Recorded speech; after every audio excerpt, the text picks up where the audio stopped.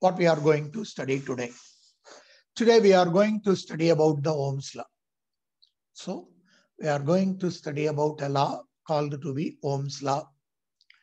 This Ohm's law was being developed by a famous scientist called to be George Simon Ohm. George Simon Ohm.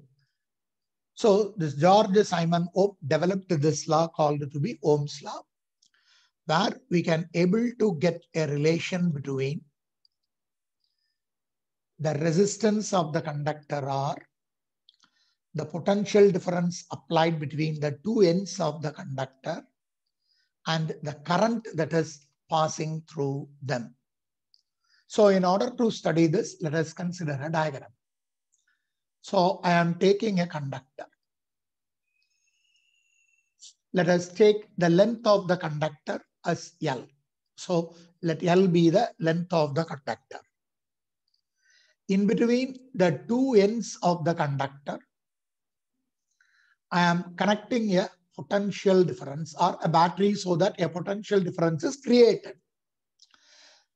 The potential difference created is taken to be V. Let us take like this. The area of cross-section of the wire or the conductor is taken to be A. When an electrical potential is connected or applied in between the two ends of the conductor, an electrical field is set up. Electrical field from positive to negative. So in this direction, you can able to get an electrical field. The electrons inside will be moving towards that of the positive charge. So electrical current I is also produced in the same direction as that of the electrical field. So when a potential difference is applied, an electrical field is created in the conductor, which constitutes electrical current. When the electrons are moving with the drift velocity v suffix d. So let us write a small description. So if I am considering this Ohm's law is going to get derived. Ohm's law is derived from the relation, microscopic form. That is from the relation J equal to sigma into E vector, if J is a vector quantity. Now for this, you write a small description. You consider a wire of length L with area of cross-section A. With area of cross-section, what is that area of cross-section? Let us consider that area of cross-section as A. Connect a battery, or you connect a potential difference V across the conductor or across the ends of the conductor, so that an electric field is developed or created. An electric field is created in the wire. Electric field is created in the wire, and the wire, so which constitutes an electrical current I. Okay, I am writing here, which constitutes an electric current I. Any difficulty? Okay. See, no, sir. We know that electrical field is equal to V by L, because electrical field is V by D. We might have studied negative potential gradient. I have written only the magnitude. So I am writing electrical field E is equal to V by L. If you want, you can write, since E is equal to V by D. D is the distance between the two ends of the conductor, which is equal to L. Therefore, we can write the potential difference V is equal to E into L. See, let us consider this as equation number 1. Already we know the microscopic form of the Ohm's law. So I am considering time. We know that the microscopic form of Ohm's law, J, that is current density, J equal to sigma into E. From this, I can write I am substituting this equation 1. I can write sigma into, instead of E, I can substitute V divided by L. Take this as equation number 2. Okay. After calculating this, you take the left-hand side. How we can define J? But the current density J is defined as current per unit area. Therefore, instead of J, you substitute I divided by A equal to, on the right-hand side, you write sigma into V divided by L. So you rearrange this in order to calculate V by rearranging, or we can write on rearranging. Okay, on rearranging. What is the value of V? See how I can write V? I am writing V is equal to cross multiply. I can write I into L divided by A into sigma. See, when I am considering this equation to be again written like this, V is equal to L divided by A into sigma into I. So whenever there is a change in potential difference, the current that is flowing through go on changes. But the length of the conductor, then the area of the conductor, and sigma. What is this sigma? The sigma is called to be conductivity. All these considered to be a constants. Let us take this as equation number 3. See, in this equation, or I can write in the above equation, the term L divided by A into sigma is a constant. And the constant is known as the resistance of the wire. What do you mean by that constant resistance of the wire? For the flow of electrical current, the wire offers some opposition. That opposition offered by the contents of the wire for the flow of electrical current is called to be the resistance of the wire, which is denoted by what? Which is denoted by the letter capital R and measured by the term, or measured by the unit called to be ohm, named after the scientist George Simon Ohm. So therefore, equation 3 can be written as, how I can write this equation 3? This equation 3 can be written as V is equal to L divided by A into sigma can be replaced with the letter R, called to be the resistance into I. So I can get the formula as V is equal to I into R. So this we are calling it out as what? This term we are calling it out as the Ohm's law. See, from this I can write resistance R is equal to V divided by I. The ratio of potential difference to that of the current passing through is called to be resistance. But in your book, they have not defined the Ohm's law. So let us define Ohm's law. How we have to define Ohm's law?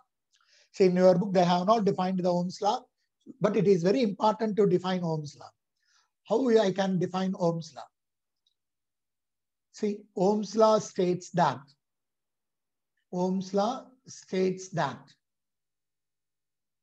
at constant temperature, very important, at constant temperature,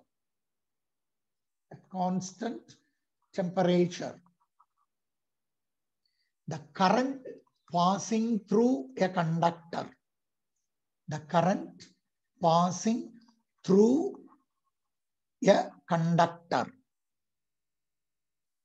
is directly proportional to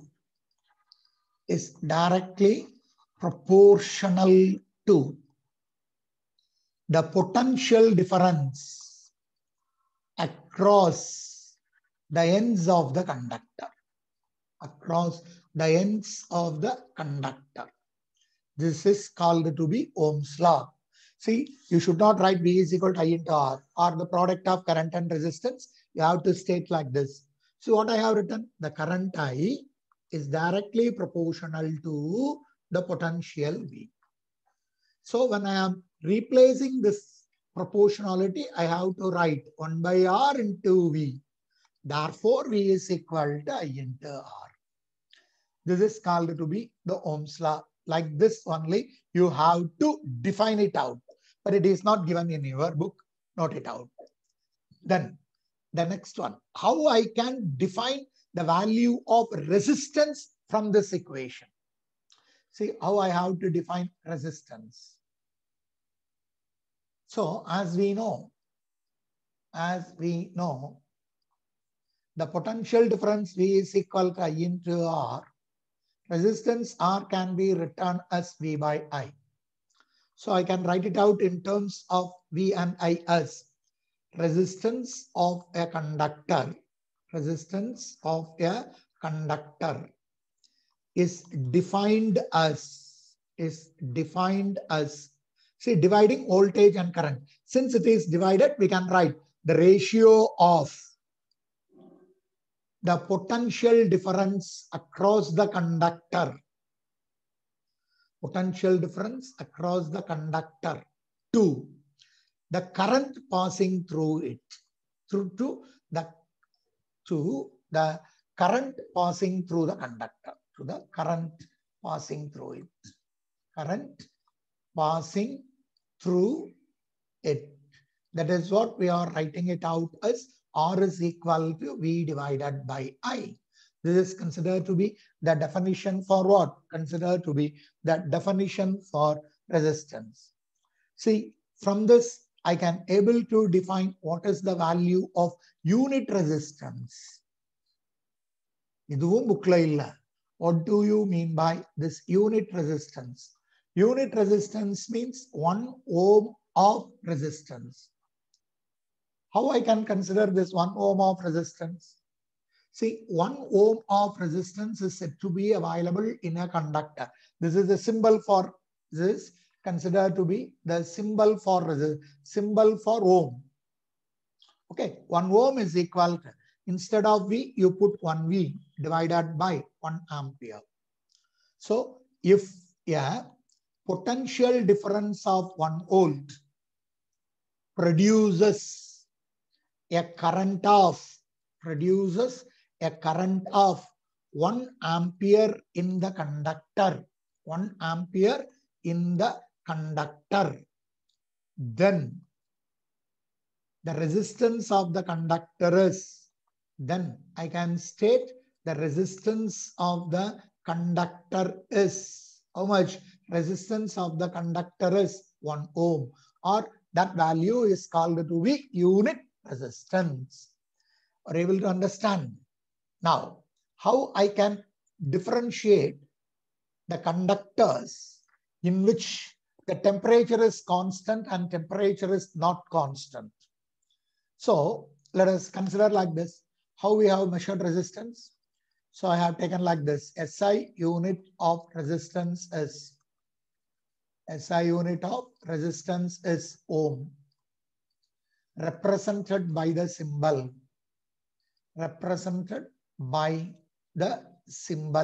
What is the symbol for ohm? Like an approximation symbol. This is called to be ohm. This is symbol for ohm. Now, we have to consider a graph. A graph can be drawn by taking the voltage along the x-axis and current along the y-axis. When the voltage is 0, then the current available is also 0. When the voltage go on increases, then current also go on increases. That is Ohm's law. Current I directly proportional to V. But the condition is temperature should kept constant. Temperature should be constant. If so, the nature of the graph will be a straight line passing through what? Passing through the origin. So this is considered to be the graph for what? Graph for the graph for Ohm's law when the temperature is kept constant. See, from this graph, you consider a slope or you take a slope. If you want to get a slope, you have to drop a perpendicular like this so that a triangle is drawn. So let us take this as A, this as B, this as C. When a slope is considered, this AB is giving you change in potential. This BC will be giving you change in current. What is the value of slope? Slope is y-intercept divided by x-intercept. Y-intercept is here delta I. What is the x-intercept? X-intercept is delta V. How I can write this? I can write like this: 1 divided by delta V divided by delta I. Delta V, change in voltage by change in current, is considered to be resistance. So 1 by of resistance. About resistance R is equal to 1 by of slope. So I can write reciprocal of, reciprocal of slope is equal to the resistance of the conductor, when the temperature is considered to be kept constant, when the temperature is constant. This states about the Ohm's law. So the next doubt arises then. What will happen if the temperature is not constant? If the temperature is not constant, and if you are drawing a graph between voltage and current, then the nature of the graph is not a straight line. The nature of the graph will be like this. So here also we are taking a relationship between voltage and current. But the relation between the voltage and current where the temperature is not constant, then the graph will be like this. One word level. See where we can able to get a graph like this. Example, in your 11th lesson, you will be studying about the device called to be PN junction diode. In that PN junction diode, we will be getting a relationship between voltage and current. But while you are studying the relation between voltage and current, the temperature go on increases. Temperature is considered to be not constant in that case. If so, you can able to get a graph like this. So in this case, we are saying diode or this graph does not obey Ohm's law. Does not obey Ohm's law. If a device has to obey Ohm's law, means temperature should be kept constant. This is what we are taking it under the topic called to be Ohm's law. In order to calculate a relation for Ohm's law, which was stated by George Simon Ohm, in this Ohm's law, we are getting a relation between resistance, voltage, and current. So, a conductor, let the length of the conductor be L. Potential difference between the two ends of the conductor is V with the help of a battery. When a potential is connected, an electrical field is created inside the conductor. So there is a flow of electrical current I. The electrons are moving with a drift velocity V suffix d, etc. When you are considering the electrical field can be written as V by d. Instead of d, I have substituted L. On cross multiplying, I can get the equation as V is equal to E into L. We know that the current density J is sigma into E. This is nothing but microscopic form of electric field. Okay, microscopic form of Ohm's law. Here you substitute for E. E is V by L. Therefore, J equal to sigma into V by L. But J, current density, is defined as current per unit area. So on the left hand side, I can write I by A. On the right hand side, sigma into V by L. On rearranging, I can get the equation 3 as V equal to L by A into sigma into I. Here, the quantity L, A and sigma. L is length of the conductor. A is area of the conductor. Sigma is the conductivity of the conductor. All are considered to be constants. So replacing all these constants with a single constant called to be R, known as resistance of the conductor. What do you mean by resistance? Resistance is nothing but opposition offered for the flow of electrical current inside the conductor. Sure. The equation 3 we can replace this quantity L divided by A into sigma with the R. So V equal to R into I. So we can rearrange this as V is equal to I into R. In general, we are representing this as Ohm's law, but this is not Ohm's law. So from that relation, I can get what kind of opposition offered. That is R, resistance, which is equal to V by I. So how I can able to define this resistance now? So from this equation, R is equal to V by I can define resistance. I have defined it here. Before defining resistance, I have to define Ohm's law. Bookla kudukala padichuko, very, very, very, very important 2-mark or 3-mark question. So Ohm's law states that, very important, at constant temperature, without writing this term, the Ohm's law never holds good. So at constant temperature, the current passing through the conductor is directly proportional to the potential difference across the ends of the conductor.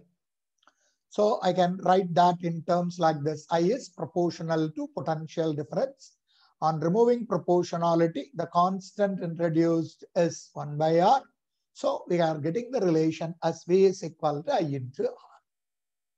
So from this, I can write R is equal to V by I. And now I am going to define this resistance R. So the resistance R is defined as V by I. Ratio of voltage and current, or ratio of potential difference to current. That I have written it here.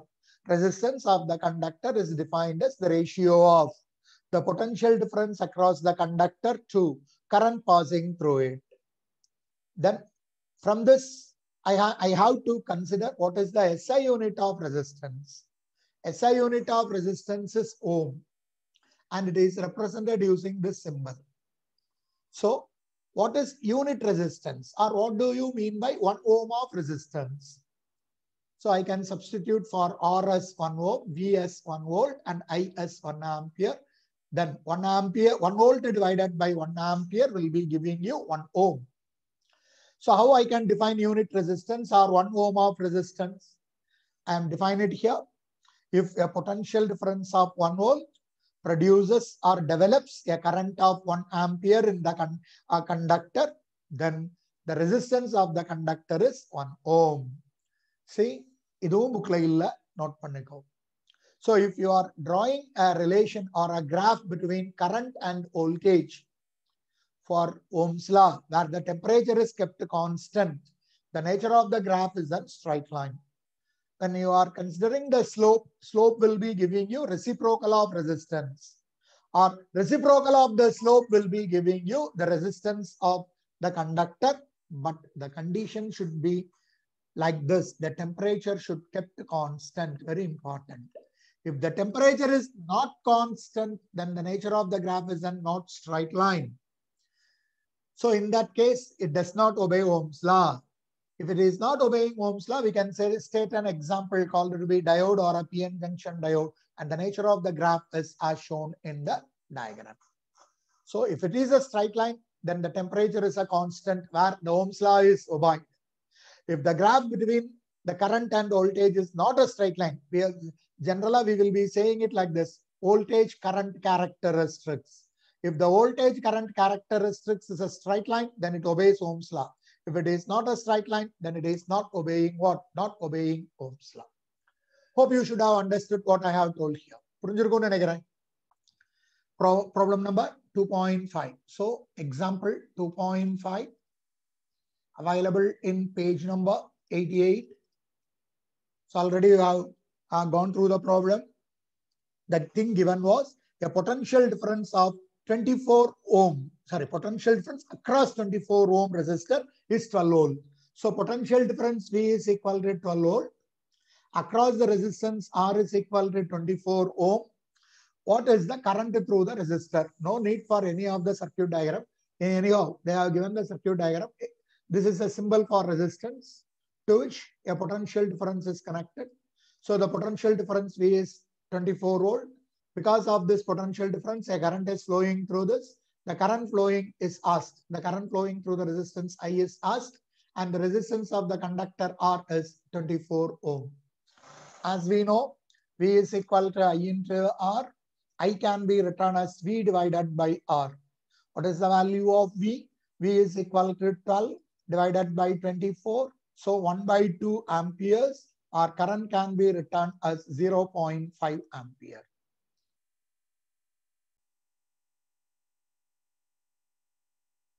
Governing. See, we are going to study about the topic called to be resistivity. Resistivity is represented by the letter rho. We have already studied about sigma. We know that sigma is called as conductivity. See, when you are taking reciprocal for this conductivity, then we can able to get resistivity.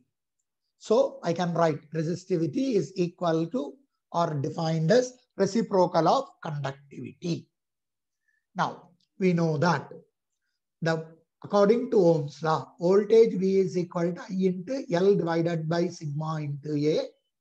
And we are replacing this L divided by sigma into A as resistance R. So from this, we can write resistance of the conductor R equal to L divided by sigma into A. But we have already defined here as 1 by sigma, reciprocal of conductivity as resistivity. So I am replacing this 1 by sigma with rho. I can write R equal to rho into L divided by A. So R equal to rho into L by A, where rho is called to be the resistivity, which is a constant, which depends on the nature of the material. Both resistivity and conductivity depends on the nature of the material. So you take this equation. From this equation, if rho is a constant, then I can write R is directly proportional to length and R is inversely proportional to area of cross section. Isn't it? R is directly proportional to length and R is inversely proportional to A. See, from this I will be giving you two concepts which is not in your book, which can be asked for one more question. R is directly proportional to length. So what do you mean? What do you mean by this? As length go on increases, resistance also increases. So I can write like this: long wire is having more resistance. Long wire is having more resistance than the short wire, than a short wire or a shorter wire. Similarly here, see, resistance is inversely proportional to area. So resistance is inversely proportional to area means if area go on increases, then resistance go on decreases. So I can write like this: a thick wire is having more resistance than that of a thin, a thick wire is having less resistance, isn't it? Thick wire is having more amount of area. So a thick wire is having less resistance than a thin wire. Than a thin wire. Thin wire is having less resistance. So less area, so more resistance. And a thick wire is having more area, so less resistance. Then I am writing this, I am writing like this: R proportional to L by A. On removing proportionality, the constant introduced is rho. So rho into L by A. So how I can able to get the SI unit for this? See, SI unit for rho equal to, if you want to calculate SI unit for rho, you write the equation for rho equal to R into A by L. Am I correct? From this equation, I am going to get the SI unit for rho. So rho can be written as R into A by L. R can be measured in terms of ohm. Area can be measured in terms of meter square. Length can be measured in terms of meter. So meter will get cancelled. So SI unit for resistivity is ohm meter. Or I can write like this: ohm meter. So from this, I have to define resistivity. How to define resistivity? So how to define resistivity? See, in order to define resistivity, you consider L is equal to 1 meter, or you consider L equal to 1 meter, and area of the conductor is equal to 1 meter square, or you just consider L and A, length and area are unity. See, if length and area are equal to unity, then I can write resistance R is equal to rho into 1 divided by 1. So R is equal to rho. From this equation, we can write. Okay, from this equation, I can write.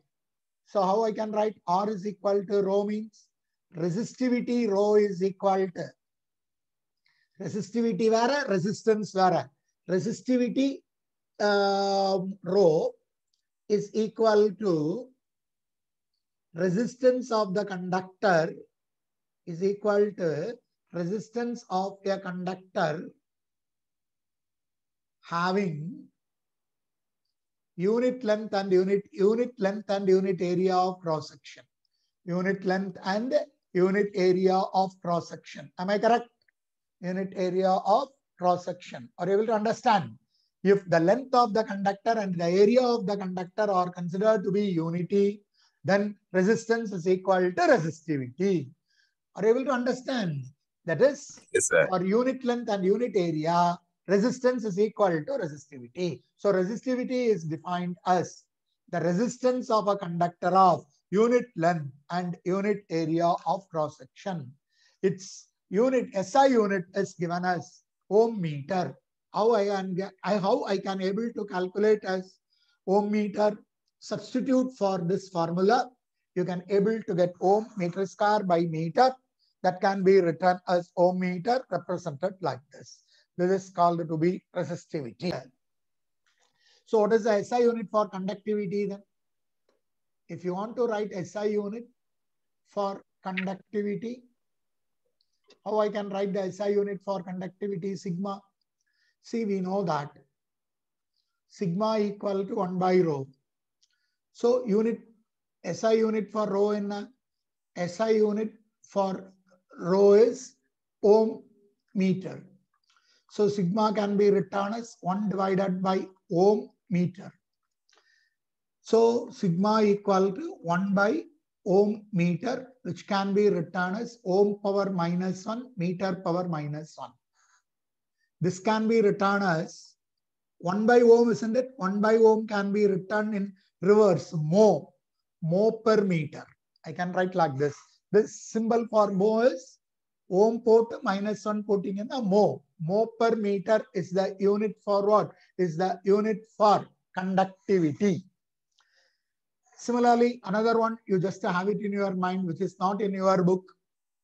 What way I am considering it as conductance. See, we have taken resistivity, conductivity. Similarly, we know conductance. We have to know conductance. Usually, conductance is represented by the letter G, not in your book. Conductance is the reciprocal of resistance. Reciprocal of what? Reciprocal of resistance. Resistance reciprocal conductance. Resistivity reciprocal conductivity. Resistivity, conductivity. Resistance, conductance. So G is equal to 1 divided by R. What is its SI unit? 1 divided by ohm. 1 by ohm called to be mho. It's not given in your book, but it is important. You just study it. Study this also along with your theory concept.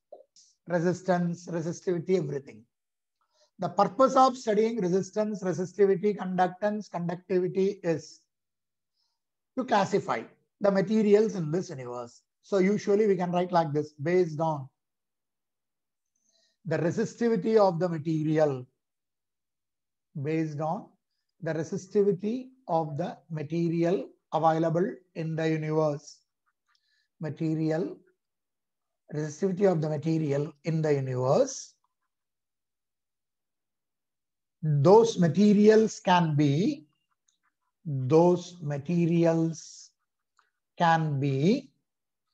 classified under 3 headings. are classified as conductors, then insulators, and semiconductors. How you can able to classify them based on this resistivity? See, when you are considering conductors, the conductors are the materials which are having lowest resistivity. If the materials are having lowest resistivity, then we are calling that as conductors. For example, we can consider almost all metals. The resistivity of the metals or the materials for conductors will be in the order of 10 power minus 6 ohm meter to 10 to the power of minus 8 ohm meter. So very less value. Then that materials are called to be conductors. If you are considering insulators, they are having the highest resistivity. So highest resistivity, we can state some examples like glass, mica, rubber, plastic. Like this, we are having so many materials which are considered to be having higher resistivity. The value will be ranging from 10 power 8 ohm meter to 10 to the power of 14 or 10 to the power of 16 ohm meter. Here you are getting the answer in terms of minus. Here you are getting the value in terms of plus. Then semiconductors. Semiconductors are said to have intermediate resistivity. What do you mean by that? Intermediate resistivity. The value ranges between value of resistivity ranges between conductors and semiconductors. Conductors and semiconductors. That is, sorry, conductors and insulators, not semiconductors, conductors and insulators. When you are taking about the semiconducting materials, that semiconducting materials are having resistivity between the resistivity of the conductor and resistivity of the insulator. What is the example for semiconductors? See, for example, we can consider only two materials. One is silicon, another one is germanium. And the resistivity value is 10 power minus 4 ohm meter to 10 power 4 ohm meter. In some other book, it may be given like this, 10 power minus 2 ohm meter to 10 power 4 ohm meter. So the value of the resistivity varies between what? The value of the resistivity varies between conductors and the insulators. Hope you should have understood what I have told here. The problem is the resistance of the wire is 20 ohm. What will be the new resistance if it is stretched uniformly 8 times the original length? So there are two cases. First of all, I am considering case 1. Case 1, it is considered to be original length. So let us take the original length as L1, which is equal to L. I am taking. Then what is that resistance available? The resistance available, I am taking it as R1. Okay, resistance available, I am taking it as R1. And that value of R1, they have given it out as 20 ohm.